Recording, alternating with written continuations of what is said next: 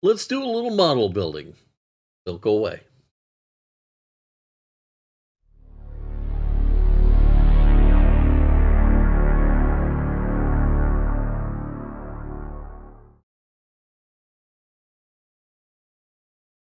Hello, everybody, and welcome to Fat Guy Productions. I am Paul, coming to you as always from beautiful Las Vegas, Nevada. And welcome to part 2 of the American LaFrance ladder truck model build. As you know, we're going to be doing the AMT American LaFrance ladder chief model. We're going to be making it look like the Clark County Truck 18, which is one of the trucks that was on the Clark County Fire Department when I was hired on back in 1987. We're going to do it in the yellow, although this particular truck was red at one time on our fire department. They later switched to yellow, and that's how it was when I got hired, so that's how we're going to model it. So let's go ahead and get building. All right, so welcome back to the American LaFrance ladder truck build. And we're going to get started. Let me tell you something about the ladder truck kit. It is essentially the exact same as the fire truck build, the fire engine build. A couple extra pieces for the aerial ladder and an extended frame and stuff, but the cab, the motor, the axles, the wheels, so much of it is exactly the same. And what that ends up meaning is that this kit's not any better than the engine kit was. It has a lot of the same flaws. You're going to have a lot of flash. You're going to have a lot of warpage. You're going to have some questionable procedures. But having done one, you can do this one. And frankly, it's the only game in town. So what I'm telling you is take a good look at your kit and figure out what you're going to need to do. You may need to straighten some parts out or what have you. Also, because this is different, you're going to want to really give your instructions some detailed review. Now, I have certain ways I like to build things, and I have certain plans on what I want to do. So, for instance, all of the frame, I want it all assembled, and then I'll paint it. And they kind of break up the construction of the frame into a few different steps, which I don't understand. So I have to kind of go through and figure out how far can I go before I actually need to paint stuff. So the motor, the frame, the body, all of those kinds of things, I like to get as much done as possible so that when I do the paint, it'll be cohesive. Anyhow, let's go ahead and get started, and we're going to start the same place we started on the engine company. We're going to do the motor. Now, let me tell you a little tale as we're working here. And we're doing all the standard stuff, okay? Side cutters to remove the parts from the sprues, cleaning things up, and gluing them together using Tamiya extra thin cement and occasionally Tamiya quick setting extra thin cement. And throughout the build, when I change glues, I'll tell you what glue I've gone to and why. But let me tell you about the motor. I was an engineer for several years on the fire department, meaning I drove the ladder trucks, the engines, the rescues, whatever. But I'm no mechanic, and I'm no diesel mechanic. And there's very, very little good literature out there governing the frame, the chassis, the motor, and stuff like that to help you reference the build. But I want to really put some extra details in here. So I'm going to use what are called greebles. Now, what is a greeble? Well, greeble, let's look at the Millennium Falcon from Star Wars. The exterior is full of vents and screens and tubes and wires and cubes and all these little things that have no meaning in reality. They're just shapes and pieces and stuff that are all stuck on the outside of the ship to make it look real. That's what I'm going to do here. I'm going to use greebles on the motor. For example, I know there are little control rods that run over the top of the engine. I know there's wires that run all over the place, and there's hoses and tubes and all this kind of stuff. So I'm gonna make a bunch of stuff that should look real, and they're kind of based in reality. Example, a fuel line. I'm going to do a fuel line. So I know there's supposed to be a fuel line. I have no idea what it looks like or how it runs or where it goes or anything like that. So I'm just going to make up my own. Okay, and that's how I'm going to get details. Now, a lot of the details that I'm going to be doing, I stole directly from Dave Parsley. Now, Dave is like, I just want to say the guru of fire truck models. This guy is good, okay? And in fact, I've got some parts that he made for me that are going to be used in this build. And I saw some of the detail work he did. Now, I don't know if he knew something about these when he did his or if they're really Greebles, but I'm going to, well, steal his stuff. And yes, I did tell him I'm going to steal it. And he said it's fine and he can't wait to see what I do with it.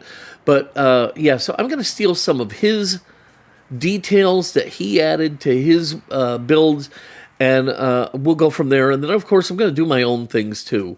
But that's how I'm going to proceed.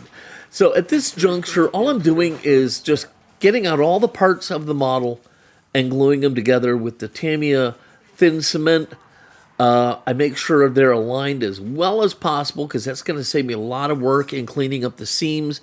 So get the parts, test fit them, make sure they're aligned right, touch the Tamiya cement to the seam, let the capillary action do its job, and we'll get this Detroit diesel pretty much knocked up.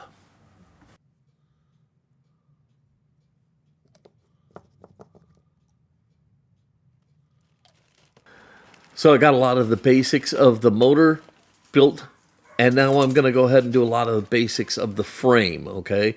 I'm just trying to get these as far as possible, then let them dry completely before I move on. So right now I'm just digging through the box, getting out all the parts. I got the frame.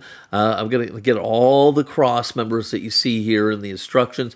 And I'm fortunate that this is a pretty straight kit. So the frame is usually one thing that's always warped, and these are not so bad. So I dodged a bullet here. So we're going to get these parts out, clean them up, and start gluing this all together.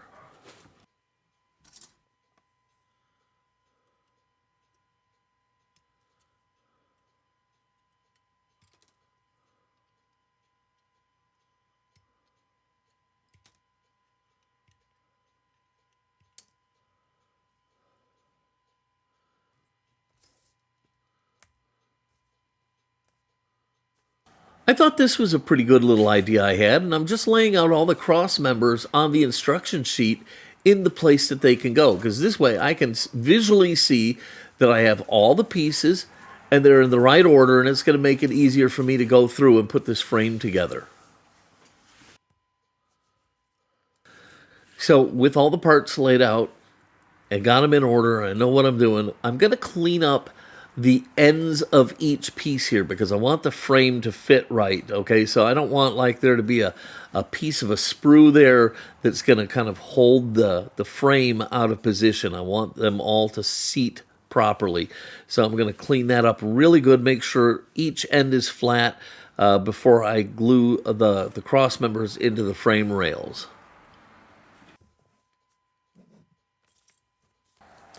Now, as to the actual act of gluing the cross members to the frame rails, this is a great place to use the Tamiya quick setting cement because for each cross member, you're going to have to kind of hold this together and let it dry before you move on to the next set of cross members, okay? So you can work your way down.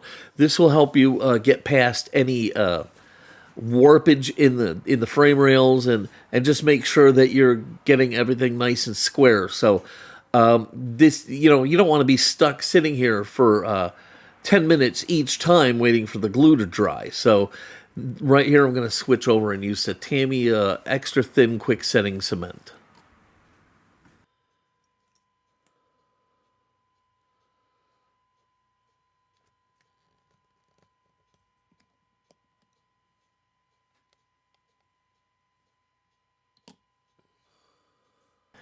Now, I'm going to glue both sides together, and if you're really, really observant, you're going to find that I'm leaving one cross member out. And it is the cross member that supports the front of the engine.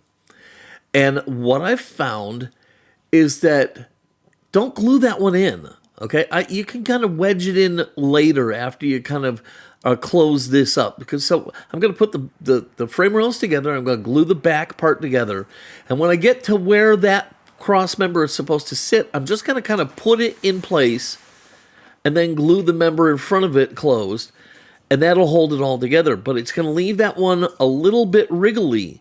And the reason for that is it allows you a little bit of wriggle room when you're putting the motor in. It lets you, do a little fine adjustment to it. So that one support, and I'll show you a picture of it right here, where you can see that one support. Leave that one loose, okay? Don't glue it in.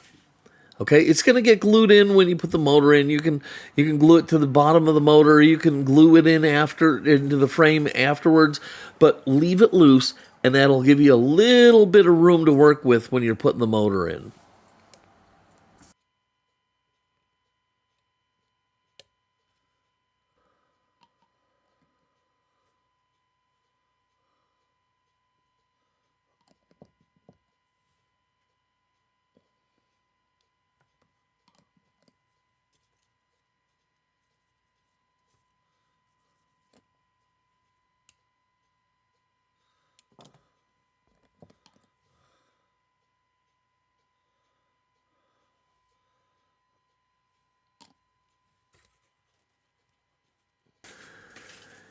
So anyhow, while you're building the frame, just pay attention because there's going to be steps spread out in the instruction sheet that you really want to just do all at once. There's going to be some additional cross members. There's going to be the suspension and stuff like that, and you're going to want to deal with that. Don't put the axles on, but the rest of the suspension is a go. Anyhow, while all of that is sitting there drying, I can turn my attention back to the motor. And for some reason, they have chrome parts for the motor, probably just to give the kit some interest. Well, I don't know of any Detroit diesel in a fire truck that had chrome parts, so the chrome's got to go. I've got some super clean, and I've put the little engine chrome pieces in a cup, and I'm just going to flood the cup with some super clean, let it sit for about 15 minutes, and the chrome will be gone.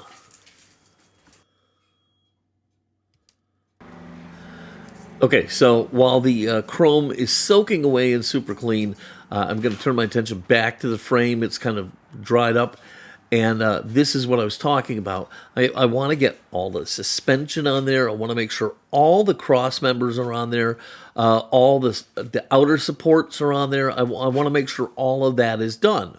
So I'm going ahead and getting all those parts, air tanks, and leaf springs and steering boxes and all that stuff, and I'm getting those put onto the frame now. Now, I mentioned leaving off the axles. First of all, the rear axle. You're going to end up having to trim down the steel axle. It's going to be too long. And subsequently, probably going to have to trim down the rear axle itself. So save yourself a headache. Don't put it on yet. We'll do that later. Leave that off, but you can put all the other parts of the suspension on.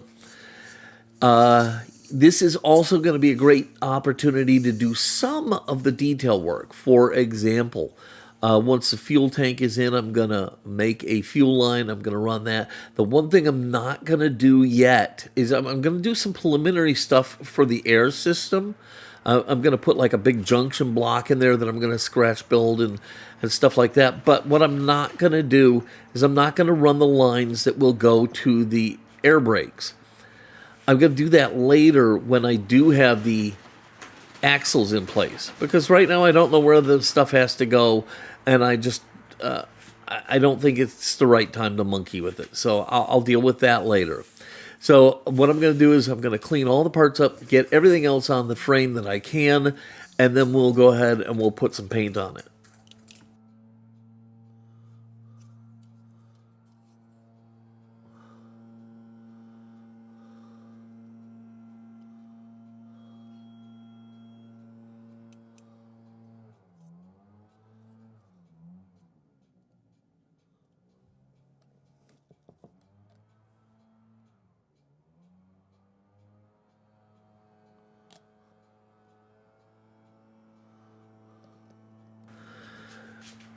So I ran the frame outside and I just hit it up with some gloss black Krylon, and I'm letting that dry. But now I'm going to turn my attention to the motor. Now, look, this is how I roll.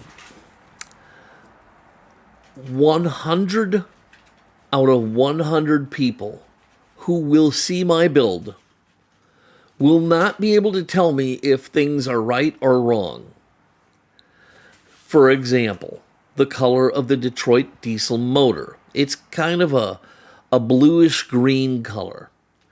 Well, again, 100 out of 100 people who might see it, and that's not going to be a lot of people because it's going to be buried in the build. Nobody's going to look at it and go, I don't think that's the right color. Nobody's going to say that. So I'm just using Tamiya cockpit green and painting the engine, and I'm going to be happy with that. It's going to look close enough. It's going to be fantastic. People will look at the motor and go, oh, that's so detailed, and look at all the stuff you did to it. Nobody is going to say, that's not the right color. Okay? So I'm not going to worry about it. I'm just going to brush paint it with this flat paint, get it all this cockpit green. Later, I'll put some clear coat on it to give it a nice little shine, and then I can do all the detail work to it. But for right now, it's just going to get a brush coat of flat cockpit green by Tamiya.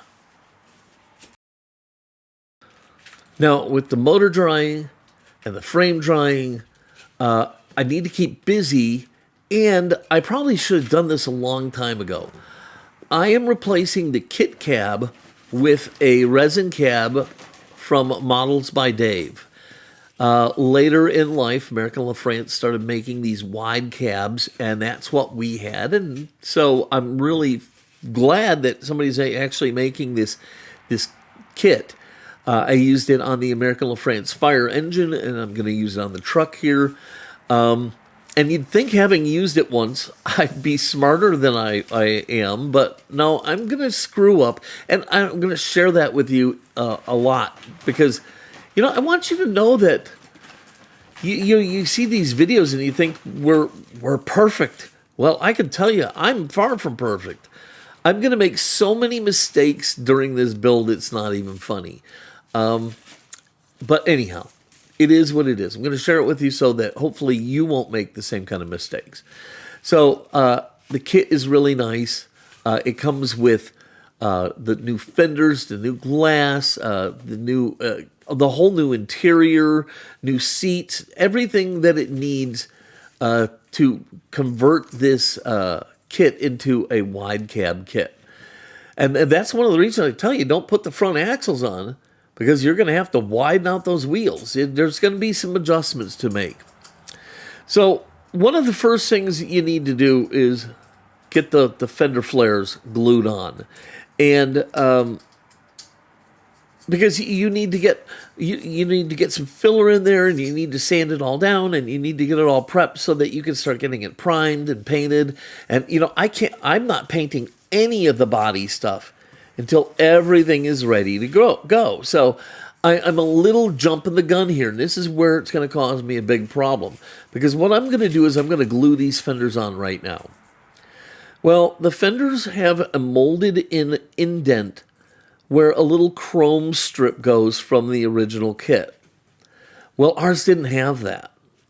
Ours had the entire front half of the fender covered in like a polished stainless steel plate.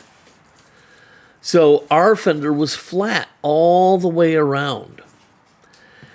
And I should have filled the fenders before I glued them onto the cab. That was the first mistake I made, because it's going to make it infinitely harder for me to do that once they're glued to the cab. The next thing is, I should have taken the little chrome inserts and glued them in and then filled over that. I didn't do that. I used a little bit of epoxy putty and filled the entire indent, which was infinitely harder to deal with. because it took me so much to sand and file and trim and fill and sand and file and prime and all this stuff to get the fenders to look right. Total boneheaded move. So I'll continue to take you through the process I followed, but what I'm telling you here is if you're going to fill your fenders, do it before you glue them onto the cab and save yourself some headache by filling as much of the gap as possible with the existing little chrome piece. Take it, strip the chrome off of it, glue it in, and then use filler to fill the gap around it. It's so much easier. Here you can see, I'm trying to use a little sealer to fill the gap where the fender meets the cab. That's going to work out fine. It's all about those little inserts that it's really going to prove to be a giant headache for me. So once I've got the filler in the gaps, I'm just going to use my finger and kind of wipe it away, kind of force it down into the cracks, smooth it out, and let it dry. Generally speaking, if you're not going to fill the fender gaps, then this is probably an okay way to go. But if you're going to fill the fender gaps, don't do it this way. I'm telling you, save yourself a real big headache. Okay, so it's time for some detail painting. And I'm going to go ahead and I'm going to paint the pulleys glossy black. Now, they probably would have been the same Detroit diesel green.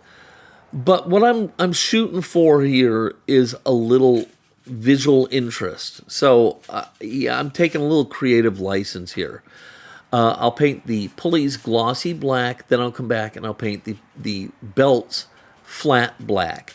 Now, I believe in the engine build, I actually snipped away the belts and used masking tape that I wrapped and glued around the pulleys, and then I painted that to give it a more realistic look. I'm not going to do that here, and I'll tell you why. This motor gets so buried under so much stuff, you'll never, ever be able to see and appreciate it. So in retrospect, it's probably just not worth the added work. So I'm not going to do that. Gloss black pulleys and flat black belts.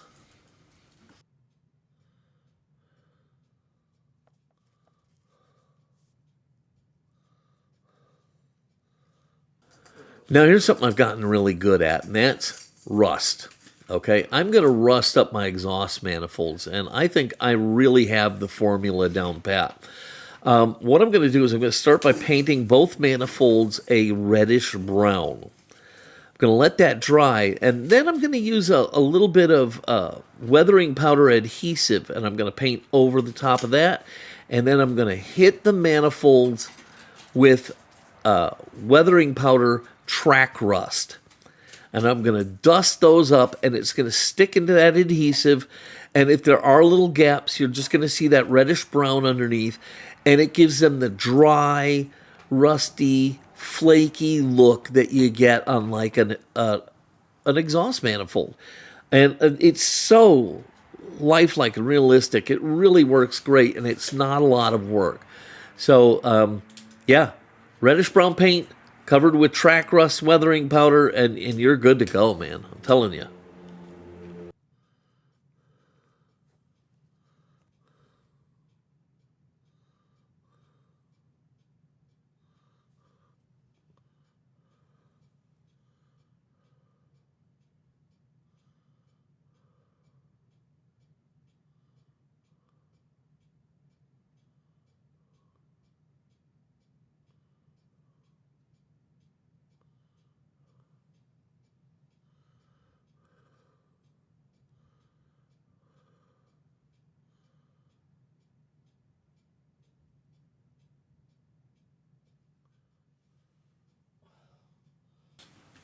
Now, I told you about greebles, and I told you how I'm going to make a bunch of different little things for the engines, like some control rods that are going to go from the front to the back of the engine over the top. And I stole the idea for those from Dave Parsley. Well, I'm also going to put in a little dipstick And I'm pretty positive I saw that somewhere. I think it was Dave on a different build, but I don't remember. So Dave, if this was yours, sorry for not remembering it. But I'm going to put in a little dipstick. And what I'm going to do is I'm going to take a piece of instrument wire and I'm going to drill a hole in the side of the block and I'm going to shape the wire up the side of the block. Then at the top of that, I'm going to put a little piece of tubing over that to make it look like a little flare out. And then I'm going to put a little handle because the dipsticks in fire trucks, they lock in. You know, you turn them, they lock tight. You turn them the other way, they loosen, you can pull them out. And so I'm going to make a little dipstick, and then using some additional wire, I'm going to run some tubes from the front to the back of the motor. The dipstick is probably fairly realistic.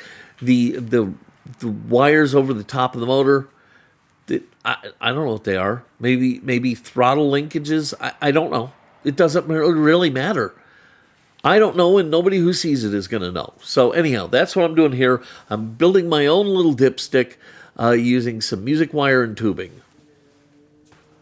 As far as details and photo etch and greebles and things like that, just keep in mind the theory of diminishing return. Is the detail so finite that the hassle of putting it in, is it really worth it or not? Okay, keep that in mind when you're doing it. I think the dipstick is a fabulous little addition that you should still be able to see if you get in and look at the engine compartment. So I think that's a fun little addition, and I'm glad I'm doing it. But I got to tell you, you have to be careful because you can really get carried away with this stuff, and you'll be making little scratch pieces till the cows come home.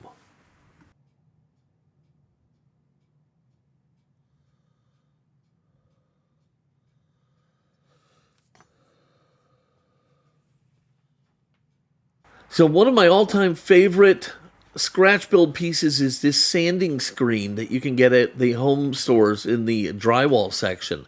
It makes fantastic things like a radiator. So I cut out a piece that will fit. I'm just going to put a little super glue on here and I'm going to glue this in place, and it's going to give my radiator a lot of realism. Love this stuff. I use it a lot, and it's handy to have around. Works great. You can also make fantastic barbed wire out of this stuff.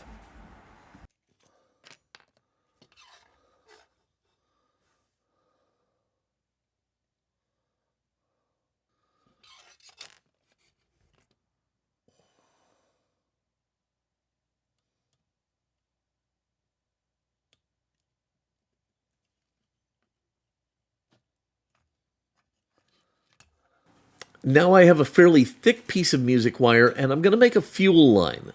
And this is going to run from the fuel tank around the axle, down, and then along the frame all the way up to the front of the motor. Then it's going to bend up under the motor mounts, onto the top of the motor, and disappear somewhere into the depths of the Detroit diesel. So this takes a lot of bending and twisting and kind of eyeballing it, and it's really difficult sometimes to get the bends exactly where you want them. And so you kind of, it's a trial by error thing. I think I had to remake this thing like 3 times, but I kept working at it, and I finally got the shape the way I wanted it and figured out the path.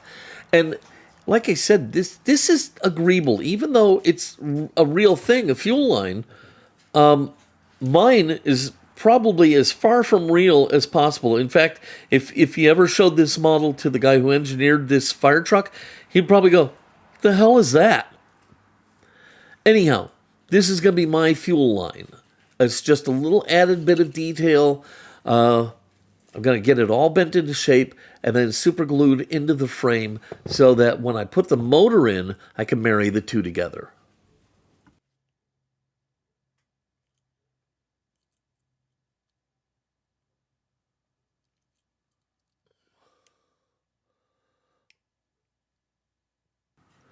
All right, so I'm going to go ahead and wrap up here as I go ahead and fight with this fuel line.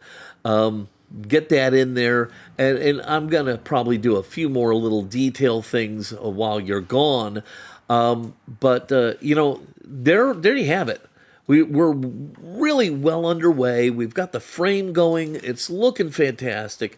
We've started a little bit of work on the body, and we've got the motor looking really great. Okay. All right. I don't know about you, but I'm tired. That was a lot of work for one episode. Okay. So we're going to cut it here, and we're going to come back next week with episode 3. Get you caught up to where we're at that point. Hopefully, we'll have married the motor to the frame. We'll have done a lot more with the body. Maybe we can get some decals and paint going. We'll just have to see how it goes. Anyhow, I hope you enjoyed this video. If you did, please give it a giant thumbs up, click subscribe, and don't forget to click the notification bell so you don't miss any of this build. If you have any questions or comments or special requests or ideas, please put them down below. I can't wait to hear what you guys have to say about this. Okay, that's going to do it for today. Until next time, this is Paul from Fat Guy Productions saying, be good.